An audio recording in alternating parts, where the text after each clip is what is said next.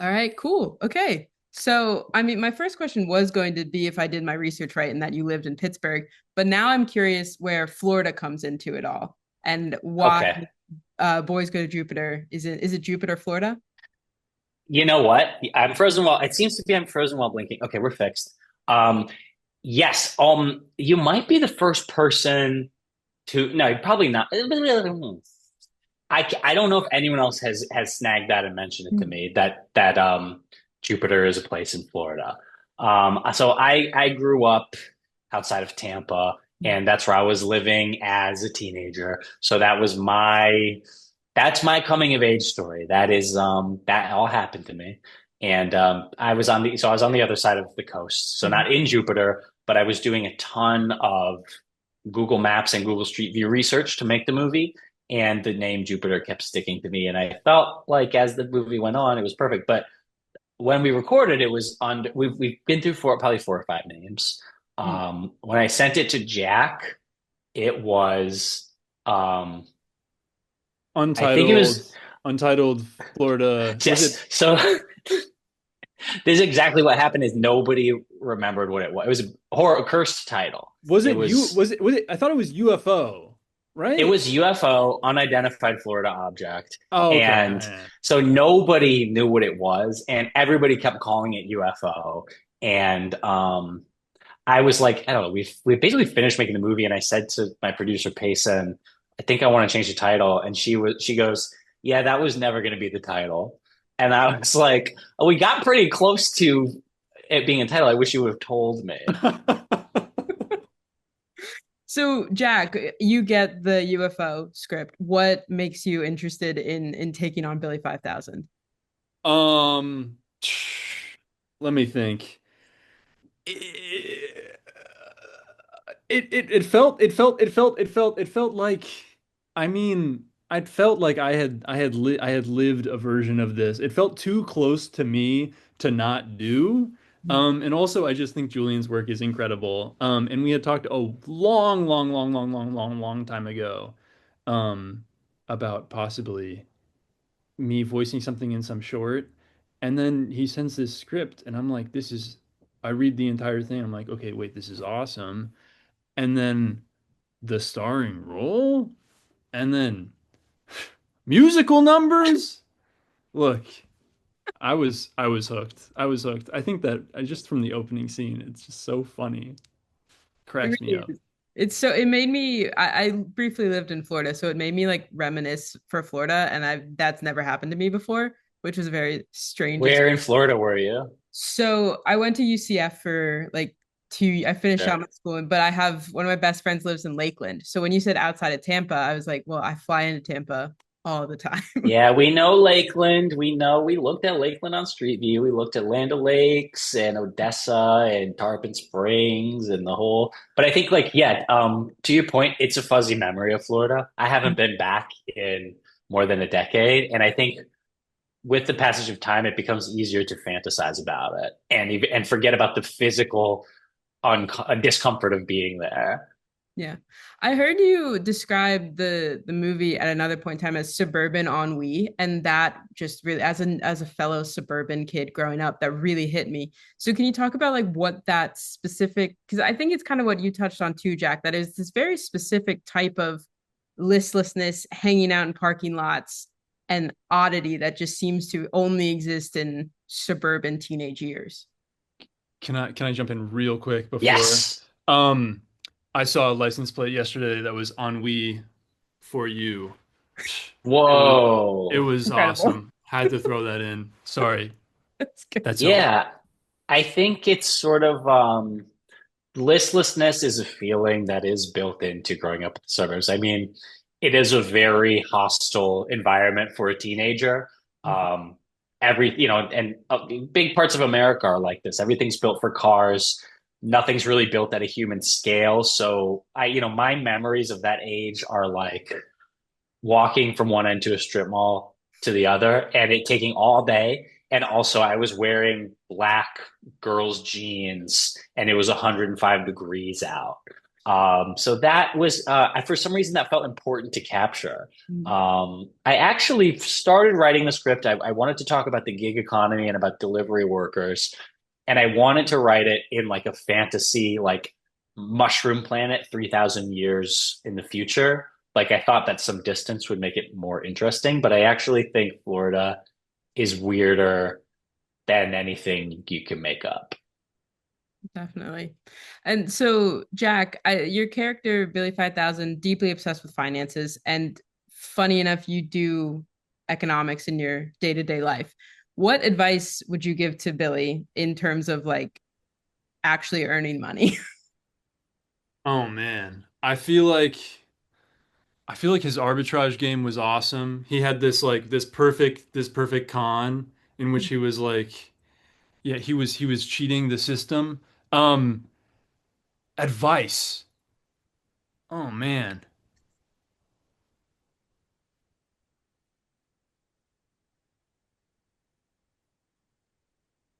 Or you can think about like how to reprogram like a teenager's brain to not only chase money. Like how do you, I guess it's a lesson for probably everybody. How do you make a living but don't make it the entirety of your life? Any advice? Yeah. Yeah, I feel like yeah, that is the kind of trap that he falls into because it's like even to the point where he's repeating like $5,000, $5,000 and then he like just like he's surrounded by his friends and then he just falls asleep and then everyone's gone. He's right by this pool and then just suddenly everyone's gone. He's like, "Oh, whoa." It's like you're just so tapped in, you can't even like appreciate like these moments during your childhood.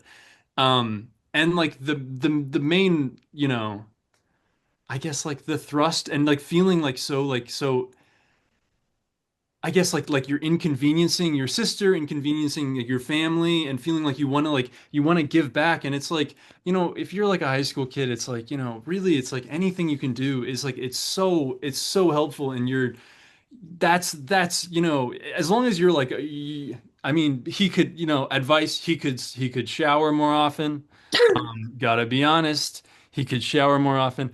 Um and yeah, keep fewer secrets. But yeah, Yeah. The hustle mentality that Billy has, I feel like it's one that people who are trying to make a career out of art also are existing through. Do you both feel that you're more creatively fulfilled when you are balancing far too many things, or does creativity actually come with like relaxing and finding balance? I mean, now that I say it out loud, I feel like I know the answer, but still. I think there's a right answer, and then there's an answer that everyone actually lives by, which Yeah. is like, yeah, for me, I think like I spent a long time living in a like a kind of a very heroic, ideal version of being an artist, which meant like destroying everything around me, like not taking care of myself or my relationships, and like, uh, yeah, when I was in my 20s, I would go to the dollar store and buy these caffeine pills, and I'd take a couple of those, I would stay awake for 3 or 4 days and make like I look back and I'm like, I did all of that to make like a gif of a pink blob. Like I did all of that. I let my teeth rot out. The teeth are never coming back. My mouth is all plastic at this point. And it's like those are gone because I had to make like gifs for Tumblr. So yeah, as big as as of an undertaking as this movie was, it was actually done in a much more slow and balanced way where I had nights and weekends off and that's the, you know, I think that's the unsexy truth of sustainability as an artist is it can't be the all-encompassing fire that burns you alive. It has to be a low and slow bang. yeah, I would just sometimes, yeah, I think I needed that at the very beginning as like this kickstart. That like bit of like, you know, oh my God, I'm like living in a commune right now. I have like exactly 7 square feet and I just have a green bed sheet. I have to do something with this. I need to get out of Washington, D.C. I think like that, yeah, that kind of like it can be like the little like the flash, the flint and tinder, but it can't be yeah, your whole fuel. You gotta because like ultimately you're gonna make better work if you are not currently destroying yourself. And what I think is interesting about animation is that, especially animation that is more like not beholden to the studio schedule, is that you can essentially tinker with it forever. The same thing with the vocal performance. You can say like, wait, let me take it one more time. So how do you both know when it's time to just like close the laptop and like call a project done essentially? Sure. I think like this to talk about the studio days we had with Jack, it was kind of incredible because I mean, you saw the movie. He basically is the movie. He has 5 songs and like dialogue in every scene. We did all of that in 8 hours. So I think like in that case, we were like, I was like, I hope Jack comes in and is perfect tomorrow.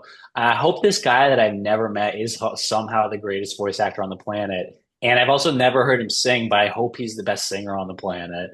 Um, so it was miraculous. But in terms of yeah, I think like I don't know, we did some like for the songs, we did some like in the studio stuff. We had some like music biopic moments. I felt like kind of I don't know, like finding the song, finding the tempo of the song, finding the voice, finding Jack's voice for it. I had so much fun. I was actually like evil Phil Spector, like torturing Jack in the booth, making him do it over and over again. Certainly not the evilest thing Phil Spector has done. No, I think absolutely. I mean, it was I think the kind of like I think you bring me demos? Were they demos kind of before? I had done some garage band demos of the song, yeah, Hmm. of the And songs, yeah. I think we just had to like find like where my vocal register could work with it because I don't know if I can hit. I mean, it's just like yeah, I think you were so generous in which like the way that we kind of like made I mean, like I was able to be yeah myself on the song, and it's like you weren't expecting me to come in and like kind of like match this one for one. You're like this is. I think it Well, I was a. think that was the whole point of having you do it is, I mean, this was generally true for the whole cast. We put people in this very naturalistically, and like even for like actors who are in the movie, like people who are in a lot of movies and shows, we were listening to them on podcasts and in interviews more than like their roles. And certainly for Jack, it was like his speaking voice, I feel like feeds really well into his point of view on the world because it's coming from the same body and the same person. And we didn't want to lose any of that. Like, so I think it's actually so is this so crazy to talk to Jack because he is Billy 5000 to me, and like you can't even imagine how many times I've listened to those lines. Like, so when you talk, I'm like, that's not in the script. That's what you were saying the entire time in the studio. You're like, I was get the like, script hi, nice to meet you. Stick to the script. Oh, again. excuse me. When's lunch? I'm getting really hungry. It's not in the script. Please stay on book. Well, Jack, did you feel any sort of pressure? This is your first like acting, professional acting role, right? And you had essentially 8 hours. What was your mindset on that morning? Um, I think that morning was a lot chiller because the first morning it was not the singing day. I think by the time we got to singing, I mean maybe we did some singing first day. But immediately I think I think it was pretty effortless in that it felt like just words that I had said and would say and will say. It's like this alternate universe in which my last name is 5000, kind of like what Julian was saying. And if it's something that I mean, it's like you don't really have to do any like acting work of like placing myself inside this because it's like I feel this. I feel it 100%. So it was in that way it was easy. Yeah. And Julian, I want to ask about the book that Rosebud gives to Billy 5000. I noticed that it's the same as the one in the Oh my God, you're a freak. You're the first person to ever notice. It's from the same small press as the Yep. books in Tennis Ball on his day off. The Groltford University Press. Okay, Yeah. I'm glad I'm a freak because I was like, this looks so familiar to me. So was that just for fun? Just like to throw in for fun, or do you have No, like a deep it was connection? laziness. It was I already had a book and I liked the way it looked. But I'll say the economic text, I'm glad we get to talk about this because this was like for me, this was like our most special moment where like Jack really wowed me in the booth with this one because we came in and in there was a lot of sections like this in the script where it was like in brackets, something happens here. And I was really just hoping that someone would figure it out. Like some whole characters got figured out in the booth. And for this passage of kind of dense economic text, I had asked Jack, what it was like we had like it was like referencing something from Keynes, if I'm remembering correctly. Like I had asked Jack, can Yeah. you think of like a piece of like really obtuse, like early industrial, very British text that we could Yeah, kind let of riff me off of? um uh let me I'm just gonna send a link to it.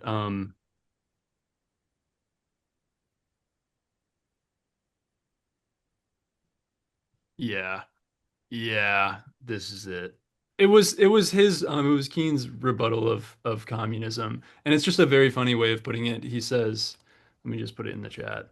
Um Not in like, certainly not saying that I'm a communist and certainly not saying I'm a Keynesian.